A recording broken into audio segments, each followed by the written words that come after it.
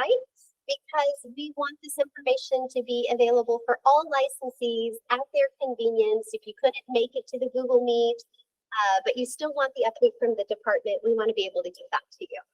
I'm going to jump right in. For those of you who don't know me, I'm Susan Nicholson. I was appointed commissioner on February 21st by Governor Katie Hobbs. It has been a drink from the fire hose type of position. You kind of come in and you learn as you go what your job description really is. So one of the things that I was very, very passionate about before becoming commissioner was education.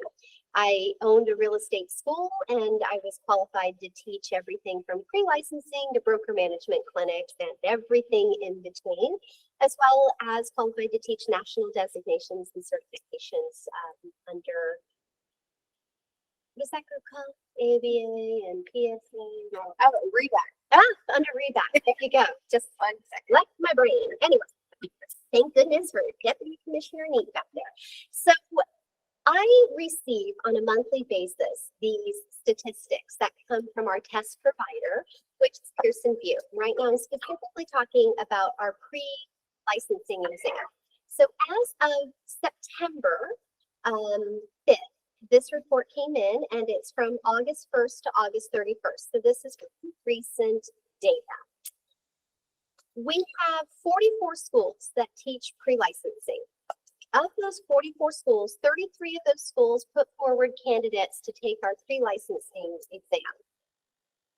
39% of those schools that sent forward a candidate had a 100% failure rate. And 33% of the schools that had somebody take our test had a 50% or higher failure rate.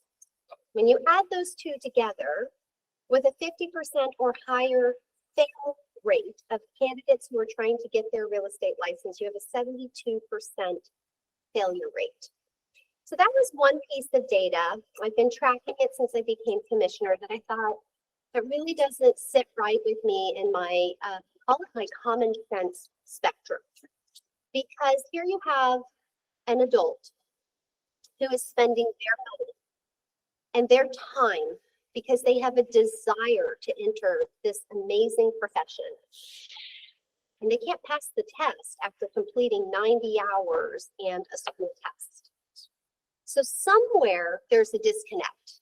It's either the education, or it's the test, or it's what the department does to prepare our education providers to be able to teach so that the content can be understood, or it's all of the above. So we're going to go with, it's probably a little bit of everything of all of the above. And rather than just turn the other cheek and say, well, we don't want it to be easy to get a real estate license, because quite honestly, I don't care about how easy or hard it is to get a real estate license. That's not my spectrum of measuring success. I want practitioners who have their license, who are ready to go out and competently practice real estate on day one. And I want them to be able to go to their brokers and say, help me build a business, right? Not my job to teach you how to build a business, but it is my job to make sure that you're ready to competently practice real estate on day one. And I don't think we're doing it. But it's not just me who doesn't think we're doing it. I've done more than 100 outreach events with the industry since February 21st. Haven't gotten much sleep, really. It's been a lot. And every time I'm out there in front of licensees, I say, by a show of hands, how many of you think that the 90 hours of pre-licensing education and the Arizona exams that you had to take to get your license prepared you to actually practice real estate? And do you know that not a single person has raised their hand yet, but they have laughed at me? So it's not just me, it's thousands of practicing real estate agents. And I say that not in an exaggeration, because I have now been in front of thousands of practicing real estate agents and asked that question. And every time it's the same response. So we're going to do something about it. There's a group out there called Arello. It is the, Jim, Association of Real Estate Licensing Law Enforcement. The Association of Real Estate Licensing and Law Officials, something like, right, ARELA. And they have a national exam. It's utilized in 46 other states. It has an enormous question bank for the national portion of the exam. Completion of an ARELO certified exam gives you some level of licensing reciprocity in every state except for California, Florida, Wisconsin, and New York. We would have to determine the parameters around how we would offer reciprocity in Arizona for ARELO test takers, but there is also going to be that opportunity for Arizona test takers to have some level of, we get it, you have the base knowledge that nationally is the same in all real estate, so you have to do less in order to practice real estate in our state. The questions inside of the ARELO national exam are screened for bias, inequities, sensitivities between different cultures. They're consistently confirmed and improved in the exam quality. They have measurement consultants. They have standards that have to meet the national standards for adult learning. It's much more, I can tell you, than what I have available to me in funding to hire those experts at the Department of Real Estate, and an expertise on the staff, and even an expertise of the people that would volunteer their time to help us develop an excellent exam. A lot of the work has already been done in this nationally qualified base standard exam. It has to be customized to Arizona. We will review every question that we put on an Arizona exam, and we will be bringing in Arizona subject matter experts to help us compile our specific exam question bank out of the national exam question banks. We have some work groups ahead of us. We just finished our first work group today, so thank you to those of you who were able to join us for that. And we're going to continue having work groups. The town halls are designed for me to give information out. The Educational Advisory Committee, which today was the last of it, so was designed for me to give information out. The work groups are designed for the department to take information in. It's for our Arizona educators and school administrators and school owners and practicing real estate licensees and practicing supervising brokers and everyone involved to come in and help us build the end product that does a better job for the people of Arizona. So we are going to have a group of people that will help us identify a new course outline. We're going to bring in subject matter experts to review those questions from the Pearson VUE ARELO bank of questions that are out there. We're going to have to create transition plans for schools. We're going to work with a lot of schools to figure out what that transition plan looks like. We're going to have transition plans in place for current students.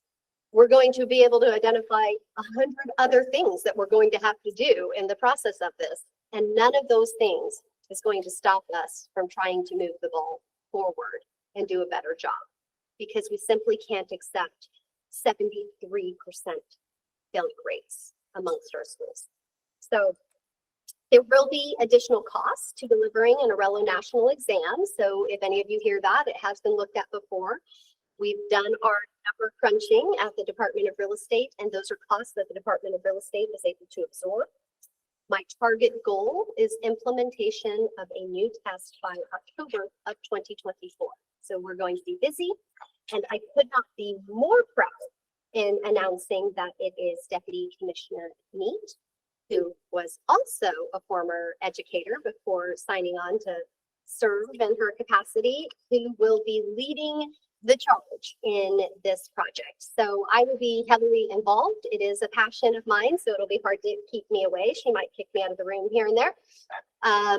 But we plan on having a lot of work groups. The Educational Advisory Committee met on a quarterly basis. I anticipate that we'll have work groups here for education probably every single week.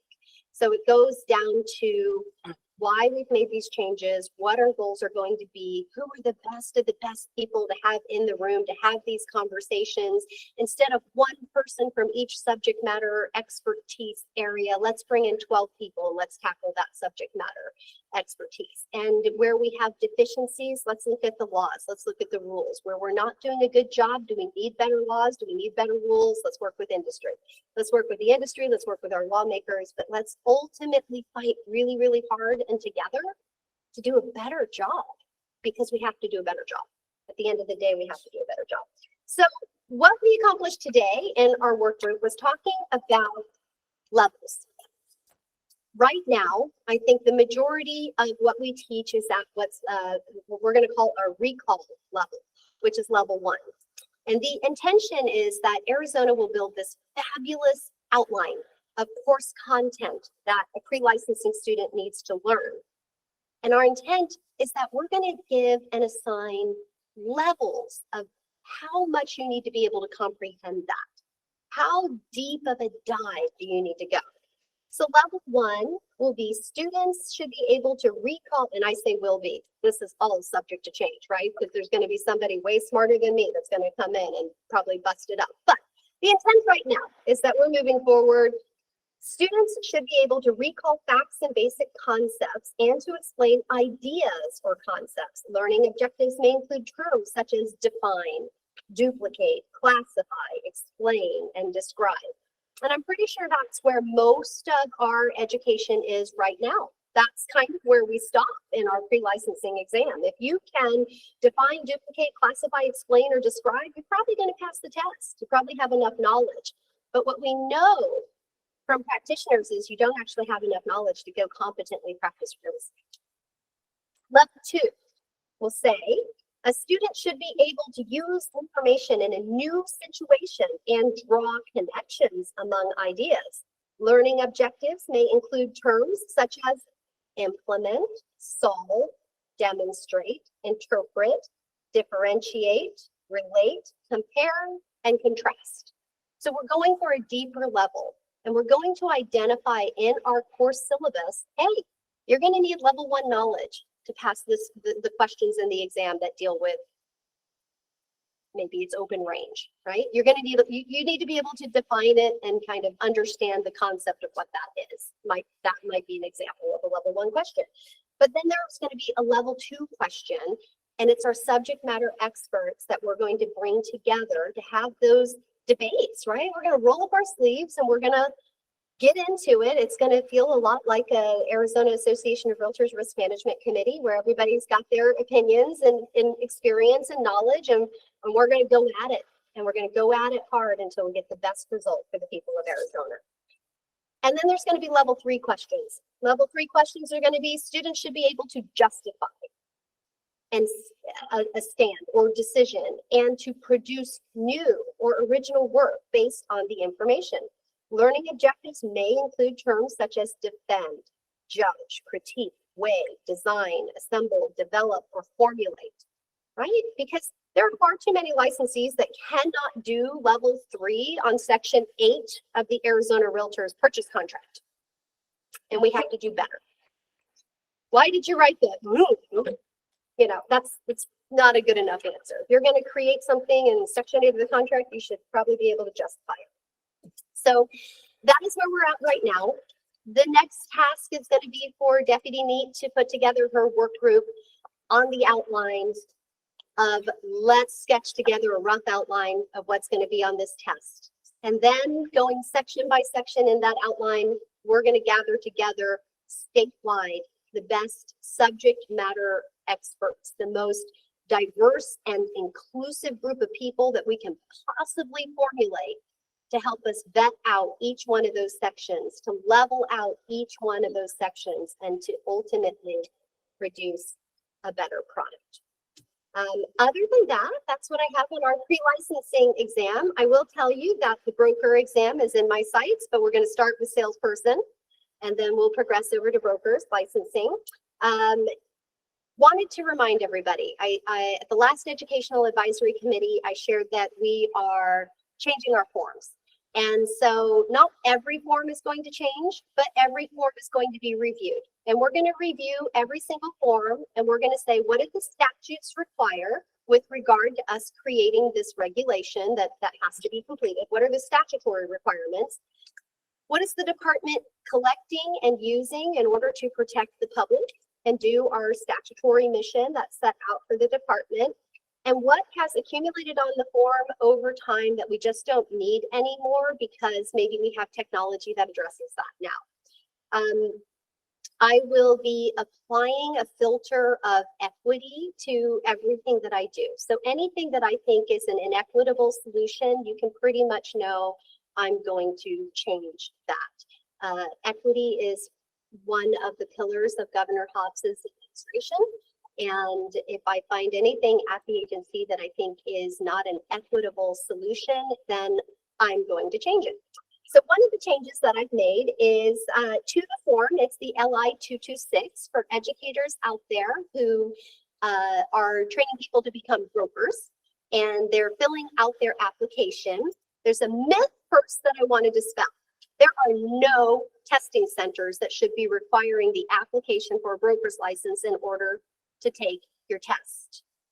That is not a requirement in order to take your test. The Department of Real Estate needs that application to be completed and all of your qualifications. So Marley, in order to take your test, you need to have proof that you completed your 90 hours and proof that you completed your school test.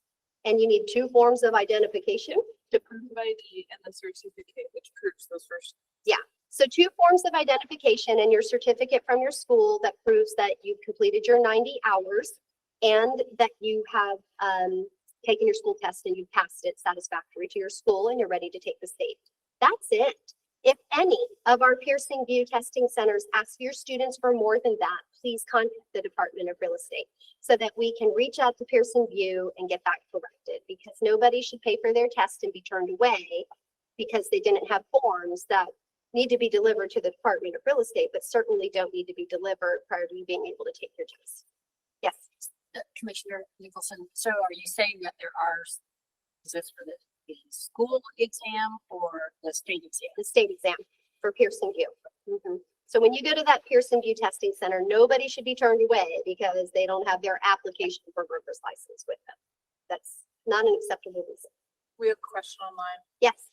Okay, Mary Sand wants to know, will these skills need to be for all areas of real estate? Example, property management, residential, land, commercial? Will only be adding specialization?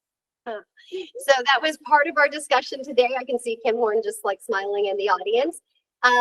We are committed to doing a statutory and rule review on our ability to create post-licensing specialization certifications, designations, requirements, because we understand that if we're going to keep our test to the national average is about 80 questions, not that Arizona has to lock into that for the national. We can certainly ask more questions if we want. But if we're going to do that, it's going to be very hard to do a deep dive into time sharing, a deep dive into property management, and a deep dive into rural sales. So what is the best way moving forward? And then after the department does an analysis of that, then we'll put together an action plan, because I think it's necessary.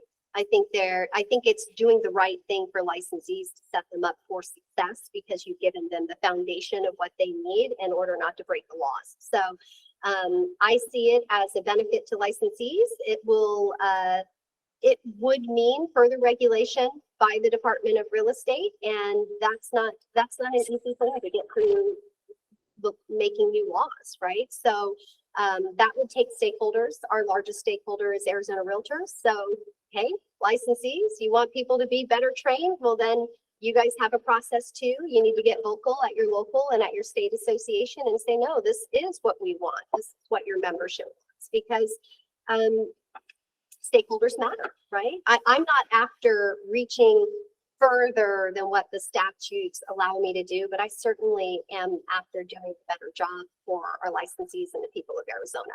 So hopefully we can stand together on that. But in answer to the question, it is part of the consideration is specializations and what authority we currently have under statute, and what would need to happen in order for us to go further there. So one of the big changes that happen in equity, in my opinion, is Form LI 226, which was the broker experience verification. So statute currently requires that the department verify a candidate's experience 3 out of the last 5 years of practicing real estate in order for them to obtain a broker's license. Historically, this form had to be signed off on by a person's designated broker. And if you had severed your employment maybe 6 months ago or something, your previous designated broker. In the short time that I've been here as commissioner, I've already encountered multiple applications where brokers just simply are like, no, not going to sign it. Some brokers don't want the competition. Some brokers have had a falling out. How dare you leave my brokerage and think that I would give this to you? No, go sit on it. You can wait 2 more years before you can get your broker license. When I think about my knowledge from the industry itself, there are some brokerages, like the one that I owned, where I could probably tell you a whole lot about every single agent at my brokerage. And I probably was qualified to say whether or not they would be qualified and good candidates to receive a broker's license. There are other brokerages out there that have 8,000 licensees. And that broker is signing off and saying, yeah, sure, this person's qualified to get a broker license. Really? What do you don't even know their, like, if I take that form away and say, what was the person's name? I bet you can't tell me because you already forgot. And so that's an inequitable way to go about it. So what we did was create mostly a blank form. And the intent of it is, you tell me, you want a broker's license? Well, good. Then in a descriptive paragraph, tell me everything about your real estate career that you think I should know as the commissioner to determine whether or not you're a qualified broker candidate.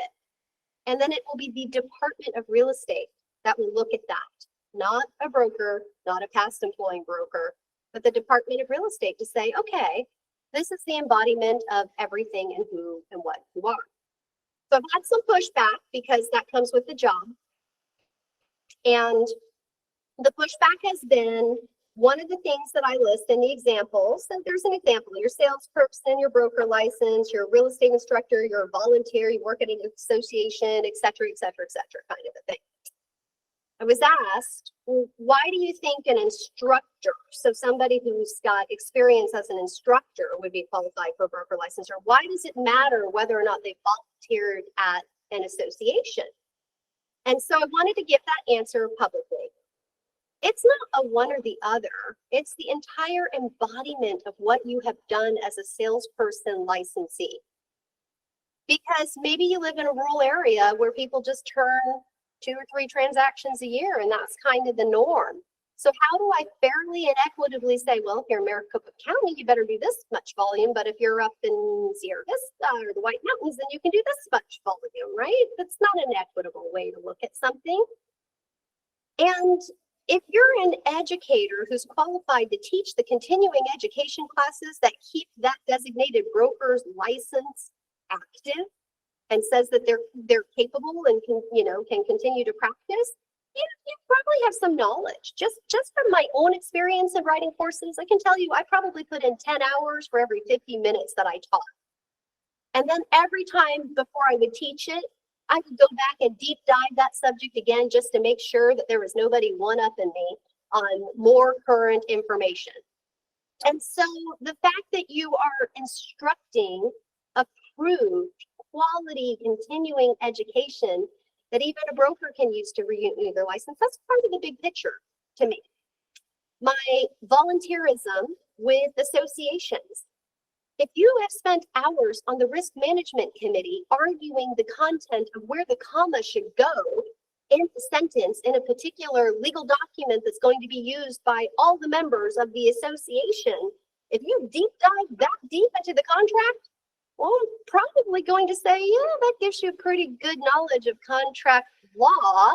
That probably gives you better knowledge of the contract which guides the real estate transactions than a whole lot of people who already have broker's licenses out there. So it matters to me what you do with your time as a salesperson. And to me, as the commissioner of the Department of Real Estate, it matters to look at the entire inclusive whole picture of your behaviors, your activities, your expertise, and what you do that touches this industry in evaluating your qualifications. And it matters to me that we bring a more equitable solution where it's not all of the designated brokers out there get to make the call, but that the Department of Real Estate, that I believe is the one charged in statute, because nowhere in the statute does it say that a broker should make these determinations, is actually making the determination. And that is my interpretation of that law. And with that, I will close the town hall as far as me speaking and take any questions that are out there. You have a question regarding that? Yeah. Previously, individuals could submit LI 226 for approval to the Department of Real Estate before they took the course. Is that going to be allowed? I can see individuals coming and saying, well, I don't want to sit for the 90 hours if the commissioner isn't going to approve my statement. Mandy? We've had that situation come up where someone has contacted us asking if we would approve their broker's license before taking the courses because it was blatantly brought up to them that their current broker would not sign off for them and their previous one, which would give them that time. So we did review that case prior to them taking the courses and say, hey, you do qualify after you're done with the testing. So we'll always take questions from licensees on would I qualify? You know, now if their license shifts and they start getting obtaining complaints on their license, of course, our answer has the ability to shift as well. But hopefully they just stay in the good graces of doing the right thing and we can stick with our original answer. And I'd say like current staffing right now, I'm not going to open us up to pre-approval and then actually approving it, but the department is asking for more staff. So we put that budget request in. And if we are given more staff, then we have the ability to provide deeper, better services for licensees. And that would certainly be something that I would be willing to entertain. But right now, given our staff that we have in licensing, it's not a commitment that I can make that we would do. If there's a candidate out there that just is like, I just don't feel like I can fill in this form, I don't have enough, like on a one-off basis, I would say, sure, send them to the Department of Real Estate. But as an overall practice in schools saying, hey, send your application in and they will give you a determination. If we start to see abuse of that kind of practice, we're probably going to shut it down pretty quickly and start turning away your things. So I would say we're pretty darn nice here at the Department of Real Estate. We treat licensees like our customers. We aim to provide excellent customer service, but don't abuse us. Yeah, Marty. Comment, yeah, to Jenny's point, it is not uncommon for your broker candidates to ask a lot of questions about that particular form. So just something I think you do as well. You cover in the orientation at the very beginning of the course. I announce it prior to anyone registering for the course. My question is, if someone were to submit that LI 226 in advance and if he approved, would they then need to resubmit it after 90 hours of education? And Yes. Okay. Yes. Because when they submit their full application, they're giving us a disciplinary disclosure, they're giving us a lot of other things, and there's a whole nother body of research. And that would be the formal, here's my LI 226. I would think the rest of what we're being asked is, do I have enough experience? All I've done is X, Y, and Z, and they're going to reject me as a broker candidate. Well, and sometimes there's patching of time, patching of calendars. I get those questions. I don't know if you do, but I was licensed for 3 years here, then I took a year off, and now I'm back. How does that patch together? I don't feel like I can answer that question.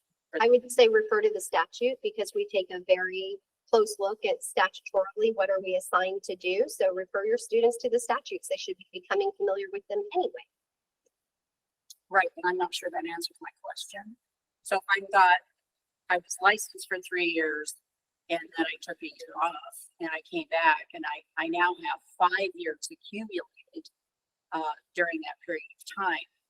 But I did take that 1 year off. That's, Who determines how that, it gets capped? 3 out of the last we were 5. looking at it when you typed it. So yeah, as long as it's within the past 5 years, that example sounds like you got 3 years, took a year off, now you're applying, you're still in the 5 years. Okay, And that's a statutory. So and that's it's something 3 out we of the would last 5. decide. That's not something we just, as a school, okay, that's what my clarification is. I don't think we have any authority to even answer that question. And again, feel comfortable in telling them the department follows the Arizona revised statutes. Statutes say 3 out of the last 5 years. So count, do your math. And if you have experience 3 out of the last 5 years, you're going to meet that statutory requirement. And I think it's a good clarification though, Marty, is you did insert license there and we will be very strict on it. The license has to have been active at least 3 out of the last 5. And then you're building on that in the form with what actual experience you have while being licensed. Right. Or the 3 out of the last 5. So I would say right out the gate, our determination is there at least 3 out of the last 5 that you've been an active licensee?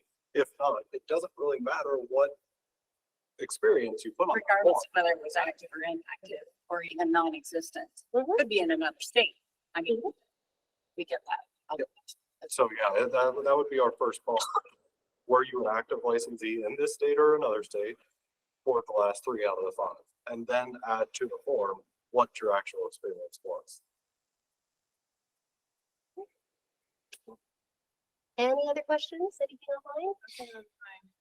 All right. Look at them one last. One last shout out to anybody online who has a question. I do with people coming from the state. How are you dealing with people? I'm Um, seeing it. I already know that answer, but Mhm. how is on your end? We get phone calls every day from people wanting to, we don't have an exact number, but it is a frequent occurrence. Yeah, so the question was, how are you dealing with people out of state, Oh, out of state applicants, so they have a license somewhere else and they're applying, here in Arizona? I can say, right now, the disciplinary action is just a disclosure that we ask our candidates to participate in and disclose any discipline that you've had that we should consider in your license application. The department is investigating, and will be moving toward, it may take IT system upgrades, but we are moving toward having access to database that has over half of the United States, where other states are reporting disciplinary actions into that database. So we will be contributing information into that database as soon as technologically we are able to, and we will be checking those disclosures of disciplinary actions against the database to make sure that our applicants are being truthful. One more comment. In our previous conversation, I had shared with you some concerns I have about our outline and content that is in there that really doesn't apply today. It did at one time. We needed to learn those things, but we don't need to learn the depth and the level of what is in that content now. And I personally would love to see a lot of that taken out. Me And- too. And along with that, I'm thinking that it might even result in a reduction of the number of hours required for licensing. And I'm just wondering if you're looking at that at all. So the number of educational hours that are required in licensing is a statutory thing laid out. I'm not looking at changing that.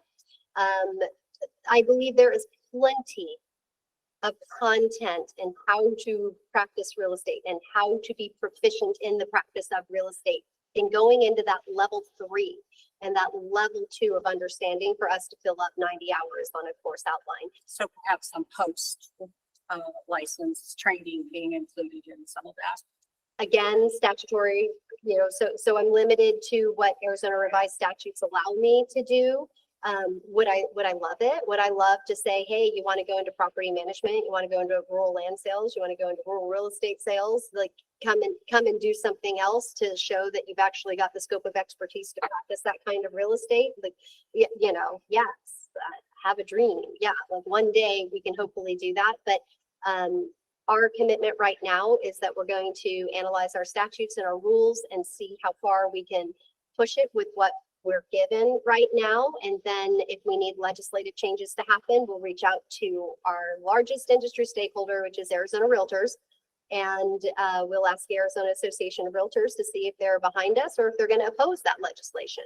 Because oftentimes when a regulatory authority says, hey, I'd like to have a little more control over my licensees or require them to do more, it's the trade organizations that are the ones that will stand in the way of the regulators asking for more. So a big part of that will come from the membership. You know, what are the realtors going to say at the caucus? How are you guys as real estate licensees and members of the Arizona Association of Realtors going to stand up for what you want and get your political arm, your political action committee to stand with if these are the types of changes that you want? Would I like them? Yes, I would love to see practitioners actually prepared to deliver competent real estate services to the people of Arizona. That is the goal. Not an easy test, not a hard test, competency in the practice of real estate. Jeff. To be competent in level 3, Mhm. how great would it be, and I've asked other commissioners this in the past, I know it's not statute now, but to do what, for example, appraisers have to do, and that is a couple of years of being an apprentice. And I know I just went to a conference of other real estate educational professionals, and there is kind of funny, other states are very different, multiple commissioners, and they're, and they said in some of these states, they make them do exactly that, 2 years of working under somebody. I know it's not statute, but you had it your way and we could change it in statute. Would that be something that would be feasible? And is that something that you would like to do? So Jim, the chat with that feasibility. Yeah, Jeff, to your point, it would be statute, so it's, I mean, the commissioner could speak to her personal, but it's. Yeah. It needs to be laws. Yeah.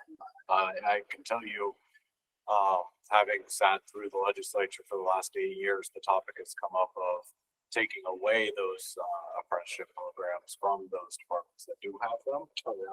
They've been described in the stakeholder meetings as indentured servitude. So I don't think you'd have much of a chance of getting that through the legislature. There is one question. Betty, when there was a time that instructors received CE credit for classes they taught, will we be moving back to that? So we already moved back to that. Instructors who teach any given course category can have 3 hours of continuing education per category for classes they actually instruct. So you've got to have 6 hours per category. You can teach 3 of those and claim that credit in each license renewal period. And that does not count for general. So you've got to do all 6 hours of your general For their salesperson program? for their salesperson and broker license, not for your educator's license. Yeah. For your educator's license, you're out there teaching content. You should expose yourself, in my opinion, to what other people are teaching in your content area. So I think to maintain quality of course education, educators need to go out there and hear from other educators how it's being done, what's being done. If all you ever know is what's inside your own head, then you're not probably moving forward as much. Jenny. I have, one of my instructors wanted to know when the changes to the AMA law and the homestead law go into effect with test material. So the homestead went into testing. Gosh, I think we finished the writing of the question when I just first started. So that would be 18 months ago, which means they should be wrapping up testing sometime soon. So we should be reviewing them probably in March. And then AMA, I can't remember reviewing those. So Marley might have been under that those were added. No, we can get you answers to that, but it should be March for the homestead at the earliest, and then chances. Usually there's 5, anytime you have new questions, they are not actually graded. And so you create your new questions And then Pearson VUE puts them out into the test and they measure how are students doing with this new content. It's a way to kind of measure, are we asking a fair question? Are we asking a question that's confusing to the students? And then once you get those results back, then the successful questions get filtered into exams. But we are looking at doing another industry day. And we will definitely do an industry day. So we have Pearson VUE here en route to describe the transition agents. Yeah, I think That's with Mary, yeah, the law just, Oh, with AMA just recently changed and the homestead changed again. gotcha. So 52, 50 down to 400 for the future year. So a lot of students are asking the same question, what's on here? Oh, so, yeah, to speak to that, anytime the legislation is changed, we provide Pearson VUE before the effective date of the law, the changes, and they pull any questions that are accurate. So as of the effective date, those questions are out of the exam packet and testing. Thanks for the clarification. Do you have in your future a way to end a renewal of very old CD books? I'm not going to tell you who, but Yes. no. There is no statutory law that I can find, but some of the content out there is 20 years old. Yes, we don't have to renew courses and the department has the ability to monitor and revoke course certifications. And so turn them in is what I would say. If there's course content out there that is horrible and shouldn't be taught and is no longer applicable and no longer relevant and has, slipped through, then turn them in and we'll make sure the department monitors that course. And if it doesn't meet the current needs, we'll work with the educators to say, this didn't meet, let's work on your outline and your delivery and what's going on. We'll always try to work with our course providers to say, it doesn't meet our bar, but this is what you need to do to get it there. And then if that doesn't happen, we'll take away certificates because quality matters. There was one more clarification in the chat. The effective date of the laws is October 30th, 2023. So if you wanted to start teaching to the 400, you could simply say that the effective October 30th, the numerical value is now 400,000. And it would be tested then. It'll be tested sometimes in Various future folks. trials 400,000, but it has to go back and testing. There's a few rules on this question. But certainly you should be teaching to the ball. Simply teach to it. Right now it's 250 and we'll be more. And we know when the new law takes effect, the old questions will be pulled. So there's no chance of, you said starting October when the new law takes effect, the answer is going to be 400,000 because they may get that question at 400,000, depends how quickly Pearson VUE rolls out our questions. But they will not get the 250 answer question. That will be pulled as soon as the new law takes effect. Good. Anything else? Anybody online? Mary, did you solve the question? You can go off mute. I'm sorry, I just saw your note in there. So I'm thinking it's 250 until after October, and then sometime after that, it could go to 400. Yeah, you could, obviously you can speak to that in the classroom. Right now it's 250 October 30th. It'll be 400. But either way, as the commissioner said, it won't be on the test once it becomes effective, or actually once we notify Pearson VUE of the change, they will immediately pull the question. Okay, thank you. Okay. Hearing nothing else, we'll wrap up our first town hall. Thank you guys for those that came in person. Thank you everybody that came on Google Meets. And if anybody in your office missed it that wants to get the update, please let them know.